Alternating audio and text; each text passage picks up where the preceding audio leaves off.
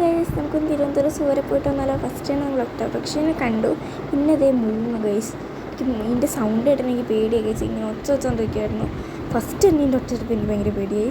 പിന്നെ ഇതേ പഞ്ചവർണ്ണത്തത്ത എനിക്ക് ഭയങ്കര ഇഷ്ടമാണ് ഗൈസ്.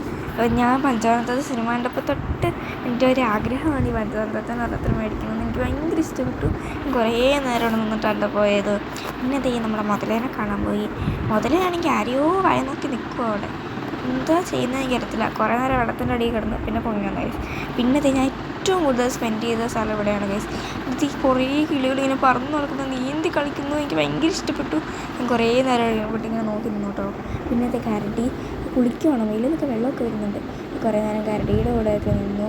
പിന്നെ ഇതേ നമ്മൾ പുലിനെ കാണാൻ പോയി. നേരെ പാമ്പിൻ്റെ സെക്ഷനിലേക്കാണ് ഗൈസ്. ഇത് പെരുമ്പാമ്പാണെന്ന് തോന്നുന്നു. അപ്പോൾ ഇത് പിന്നെ ഫോട്ടോ എടുത്തോ എന്ന് പറഞ്ഞ് നിൽക്കുമായിരുന്നു കേട്ടോ.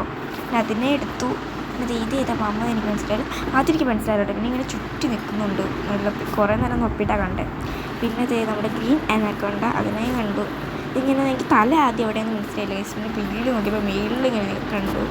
ഇതാണെങ്കിൽ ഒളിച്ച് കളിക്കുമായിരുന്നു ഈ പാമ്പായിരുന്നു, കുഞ്ഞി പാമ്പ്.